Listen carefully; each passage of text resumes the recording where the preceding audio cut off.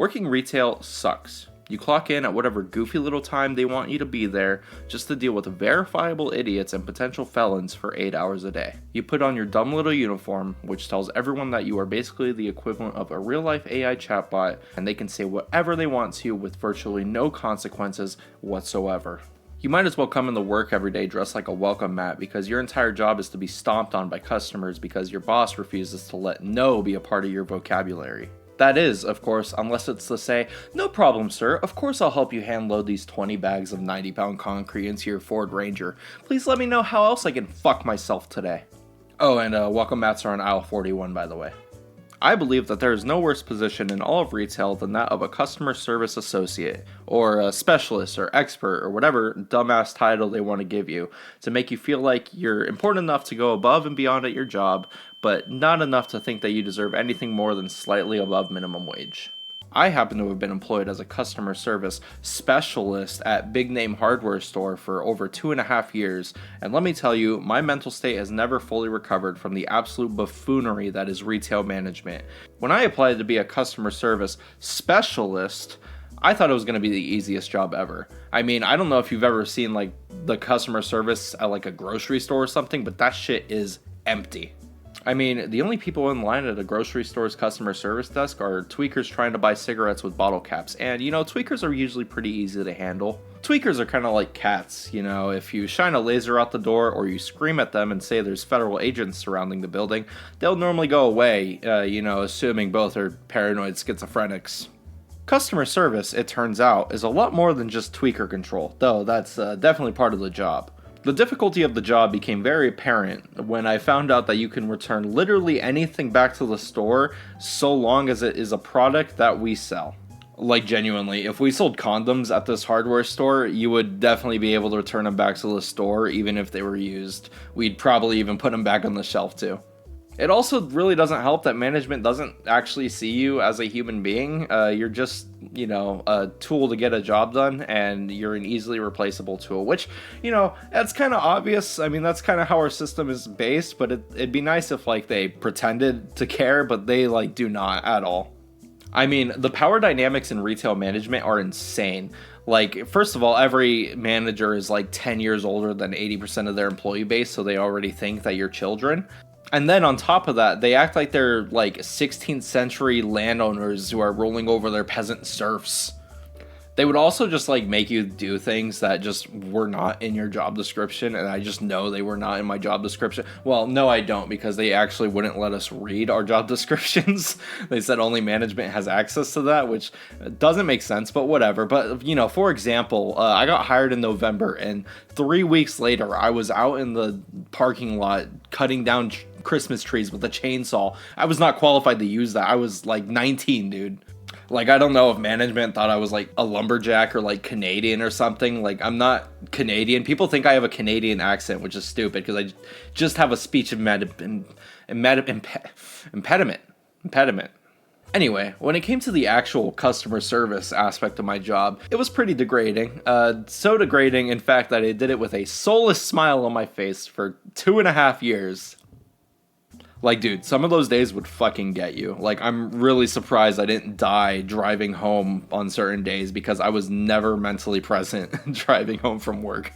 What sucked too is that it was a college job, so while I was being sodomized by 6-year-old men for 8 hours a day, I should rephrase that. I was also getting shafted by professors who have never worked a normal job in their entire lives, assigning 30 hours of fucking reading every week because fuck me, I guess. Anyway, what was I yapping about? Oh yeah, minimum wage hell. One of the things that the customer service desk was in charge of was Curbside Pickup. In case you missed the whole 3-year pandemic thing and have no clue what Curbside Pickup is, it's essentially a service where you can place an order online, sit in your car while some 18-year-old goes shopping at you for no additional charge, and also you're not allowed to tip them. Curbside was originally meant to serve people who were afraid that, some troglodyte and their malnourished children would give them, the plague. But now it exists solely for people whose frail little bones would snap if they stepped 1 foot outside of their vehicle. Hi, you getting comfy? It's gonna be a long one, bud. You see, the people who use curbside pickup now are the same people who scream at you over the phone if their order isn't out within 3 minutes, even though they drove to the wrong store, and they will make that your problem. Like, dude, I'm sorry your meaty fucking fingers tapped on the wrong store at checkout, but that's not my fucking fault, dude. Curbside is just the fucking worst, dude. Well, you know, unless we're talking about... Customer complaints are so fucking annoying, dude. I mean, like, sometimes they're about genuine problems, like a crackhead smeared his shit-stained fingers all over the bathroom mirror, but most of the time, it's just the most trivial fucking shit you can possibly think of. You see, boomers and octogenarians are the main demographic of most hardware stores, mostly because they bought their 11,000 square foot home in 1978 for like $5,000 and immediately did everything in their power to make sure nobody could ever afford to buy a home ever again. And they think they're talking directly to the CEO every time they speak to one of the dispensable sub 20-year-olds who work there. Oh, and how do I know that they all have homes built before 1978? 3 words. Lead paint stare. Like, if you try to explain to them that they can't return something that they bought at Walmart, all like 50 of their brain cells will start firing and just use them all to scream at you until their dementia kicks in and they think you're like their grandson or something. For example, one time this dude who smelled like fish pill oils came up to me pissed because he couldn't figure out how to download our store's app because he didn't know his Apple password, and he demanded that I change the app store so that he could download the... as if I was like Steve Jobs reincarnate when I was like some fucking 19-year-old idiot. Another lady came up to me and asked if we had eco-friendly dish soap. Keep in mind, I was like a chronically online college student and had no fucking... why would I know if we had eco-friendly dish soap? So I went up to her and I told her, you know, they clean birds with Dawn and stuff, so maybe that one, and she did not like that answer. She looked me dead in the eyes, and not in like a the walls taste like candy type of way, but more in like a I'm morally superior way, and just said, tell your managers that I am not going to shop in the store until you stock eco-friendly dish soap. Keep in mind, we did stock eco-friendly dish soap, but I was just like some 19-year-old idiot again. So I couldn't help her. I don't know.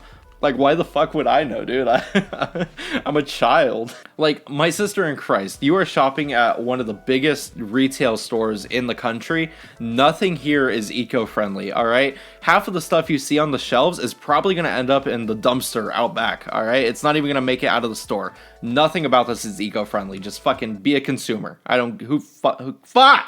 That being said, while customer complaints are certainly the most entertaining part of my job, nothing makes me smile more than...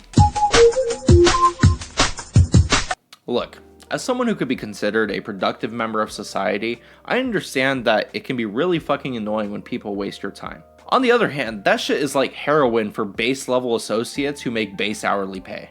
Look, I mean, I wouldn't know what heroin feels like, but if I could overdose on people wasting your time, I would end up on a t-shirt in an instant. As I mentioned earlier, working with people with dementia can really suck sometimes. I mean, like, it's not their fault. Like, they didn't ask to have dementia. No, the people I'm mad at is the people who should be taking care of them and shouldn't let them run around in a hardware store by themselves. But, dementia patients and other people who belong in a psych ward are the greatest people to talk to if you want to waste as much time as possible. For example, there was this one older lady who would come in a couple times a week, and, you know, she was a super nice lady, and she would always find her way back to me. It was like I was Adam Sandler in 50 First Dates, but, you know, fatter. And she would just sit there and tell me stories about how she was a military child, and she worked incredibly hard her entire life. Every single time she would come to talk to me.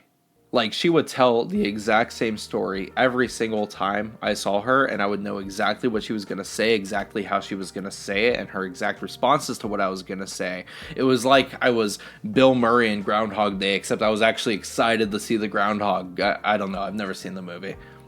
The main takeaway from her stories was always that young people today are super lazy and lack work ethic. Well, except for me, of course, because she loved me.